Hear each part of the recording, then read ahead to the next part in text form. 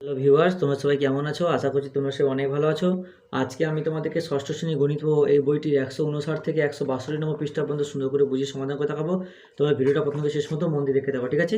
এর আগে যতগুলো পৃষ্ঠা আছে আমি কিন্তু অলরেডি সবগুলো বুঝিয়ে সমাধান করে দিয়েছি। যে সমস্ত ভাই বোনরা এখনো দেখোনি, আজকের ভিডিও ডেসক্রিপশন বক্সে দেওয়া প্লেলিস্টের লিঙ্কে ক্লিক করো, ওখানে ক্লিক করলে ভিডিওগুলো পেয়ে যাবে, সেখান থেকে ভিডিওগুলো পর্ব দেখে নেবে, ঠিক আছে?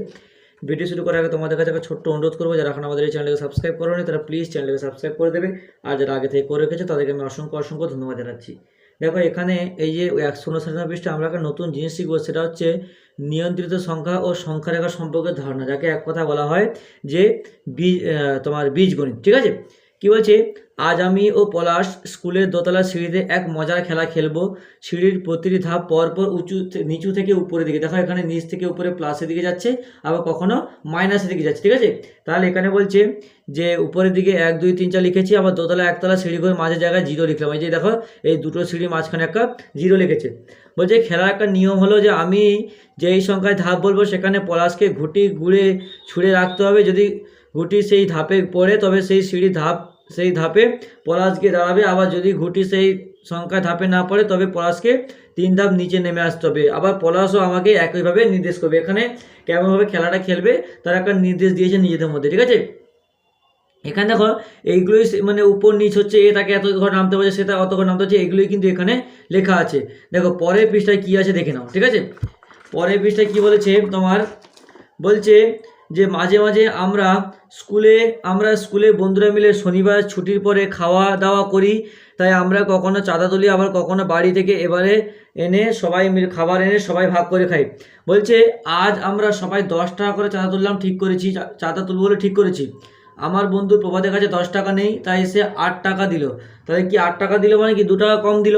তাহলে কিন্তু আমার কাছে 10 টাকা বেশি থাকায় আমি 12 টাকা দিলাম, অর্থাৎ আমি 2 টাকা বেশি দিলাম। তাহলে একজনের কাছে টাকা নেই বলে সে 2 টাকা কম দিয়েছে, আর একজনের কাছে 12 টাকা আছে বলে তাই সে 10 টাকার বদলে 12 টাকা দিয়েছে। কি বলছে, প্রভাতের কাছে আছে, তাহলে প্রভাতের কাছে কি আছে, বীজগণিতের সংখ্যামালার মাধ্যমে চিহ্নিত মানে প্রকাশ হচ্ছে। দেখো 10 টাকা দেওয়ার কথা 2 টাকা কম দিয়েছে, তাহলে 10 বিয়োগ 2 হয়েছে। আর এই 10 টাকা দেওয়ার কথা 2 টাকা বেশি দিয়েছে, বেশি দিয়েছে মানে প্লাস হয়েছে, ঠিক আছে? তার 10 টাকা 2 টাকা বেশি মানে 12 টাকা, আর 10 টাকা 2 টাকা কম মানে যোগ করে যে একই রকমভাবে যে 10 টাকা 2 টাকা যোগ করলে কত হয়, বিয়োগ করলে কত হয়, সেটাই আছে। তাহলে 10 টাকা 2 টাকা কম অর্থাৎ কত টাকা, 10 টাকার 2 টাকা কম মানে কি 8 টাকা। 10 টাকা 2 টাকা কম মানে কত হবে, 8 টাকা হবে।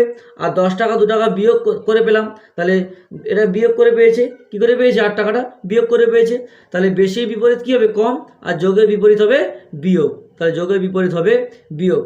তাই আমার কাছে 2 টাকা বেশি আছে, তাই আমার কাছে প্লাস 2 টাকা বেশি আছে, আর প্রভাতের কাছে 2 টাকা কম আছে, তাই প্রভাতের কাছে আছে মাইনাস 2 টাকা। তাই বলছে যদি এমনভাবে দেখি কমের বিপরীত বেশি, তাই বিয়োগের বিপরীত কি, বিয়োগের বিপরীত হচ্ছে তোমার যোগ।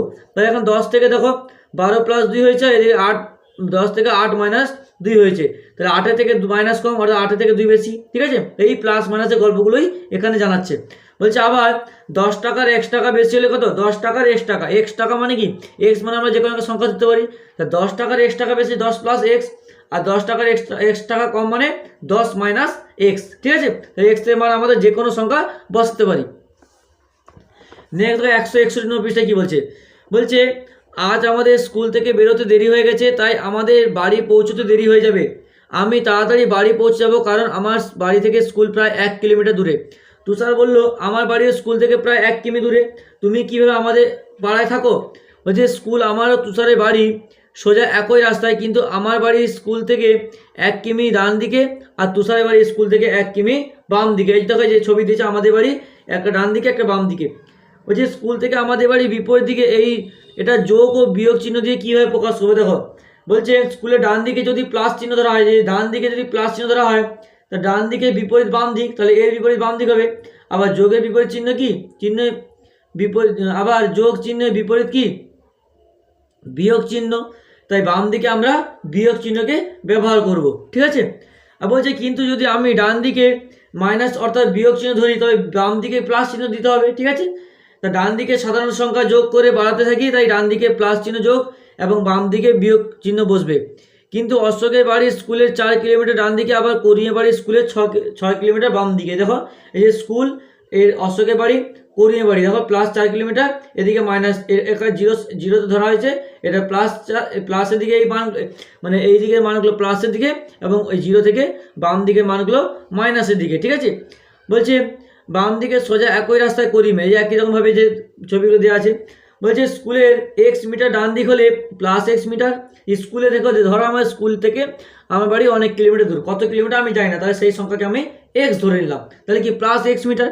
আবার স্কুলের x মিটার বাম দিক হলে কি -x মিটার ধরে নেব। ঠিক আছে, নেক্সট দেখো 162 নম্বর পৃষ্ঠা কি বলেছে। বলছে শ্যামলের বাড়ি স্কুল থেকে 2 কিমি পূর্ব দিকে, আবার তিসার বাড়ি স্কুল থেকে 3 কিলোমিটার পশ্চিম দিকে। তাহলে পূর্ব দিকে বিপরীত পশ্চিম দিকে, তাহলে পূর্ব দিকে প্লাস চিহ্ন ধরা হলে সরলরেখা টেনে ফাঁকা ঘরে নিজে লিখি। দেখো তাহলে এদিকে স্কুল, তাহলে এটা কার বাড়ি, বলছে শ্যামলের বাড়ি স্কুল থেকে 2 কিলোমিটার পূর্ব দিকে, তাহলে এটা কি, এটা হবে শ্যামলের বাড়ি, তাহলে শ্যামলের বাড়ি এদিকে পূর্ব দিকে, এদিকে পশ্চিম দিক। আর তুষার, এটা তাহলে কি তিসারের বাড়ি, তাহলে তিসারের বাড়ি 3 কিলোমিটার পশ্চিমে রয়েছে। তাহলে বলছে স্কুলের x মিটার পূর্ব দিকে মানে +x মিটার, আবার স্কুলের x মিটার পশ্চিম দিকে মানে কি -x মিটার পূর্ব দিকে, কারণ পূর্ব দিকের বিপরীত। তাহলে এখানে একই রকমভাবে বেশি থেকে কম হবে, বেশি থেকে কী হবে কম, লম্বা থেকে খাটো, হালকা থেকে কী হবে ভারী, ভারী থেকে হবে হালকা বা হালকা থেকে ভারী, আয় থেকে হবে ব্যয়, জমা থেকে কি জমা বিপরীত খরচ। ঠিক আছে, এদিকে দেখো কিছুটা লিখতে বলছে, ধরো বড় ছোট লিখতে পারো, বড় ছোট, এদিকে ছোটোর বিপরীত হবে বড়, পূর্ব হবে পশ্চিম। ঠিক আছে, বৃদ্ধি থেকে হবে হ্রাস মানে কমে যাওয়া, উত্তর থেকে দক্ষিণ, উপরে থেকে নিচে, এবং ডান দিক থেকে হবে বাম দিকে।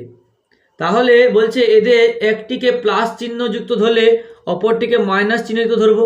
গণিতে বেশি কম, লাভ ক্ষতি, লম্বা খাটো, এই বিপরীত সম্পর্কিত বোঝানোর জন্য একটিকে প্লাস চিহ্ন এবং অপরটিকে মাইনাস চিহ্ন ধরা হয়।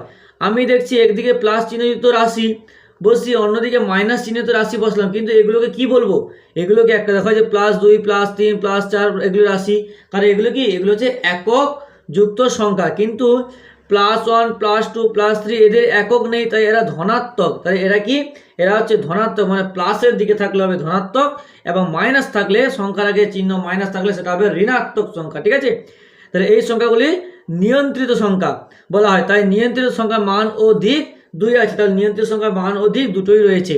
তাহলে সরলরেখা 0 থেকে ডান দিকে বা বাম দিকে গেলে কি পাই, তাহলে +3 ঘর গেলাম মানে 3 ঘর ডান দিকে গেলাম, -3 ঘর গেলাম মানে কি 3 ঘর বাম দিকে গেলাম, উভয় ক্ষেত্রে ডান দিকে বাম দিকে 3 ঘরে গেলাম। তাহলে আজকে আমি এতটা পড়ালাম, এখান থেকে আমরা কিন্তু প্লাস মাইনাস সম্পর্কে ধারণা পেয়েছি। ঠিক আছে, তাহলে প্লাস চিহ্ন বোঝালে প্লাস, মানে ডান দিকে বোঝালে প্লাস বোঝাবে এবং বাম দিকে বোঝালে মাইনাস বোঝাবে, এটুকু আমাদেরকে ধারণা আনতে হবে। নেক্সট পরের পেজ যেটা আছে সেটা করলে এবং তারপর অনুশীলন অঙ্কগুলো করলে আমাদের কিন্তু ডাউটগুলো পুরোপুরিভাবে ক্লিয়ার হয়ে যাবে। তাহলে আজকে এতটা থাক, পরে যে পেজটা আছে সেটা সমাধান করব। ভিডিওটা দেখে লাইক করে তোমার অন্য বন্ধুদের মধ্যে শেয়ার করে দিও প্লিজ। ঠিক আছে, কারণ তোমাদের এক কালে আমাকে কিন্তু পরবর্তীকালে আরও ভালো সুন্দর ভিডিও বানাতে অবশ্যই উৎসাহিত করে তোলে।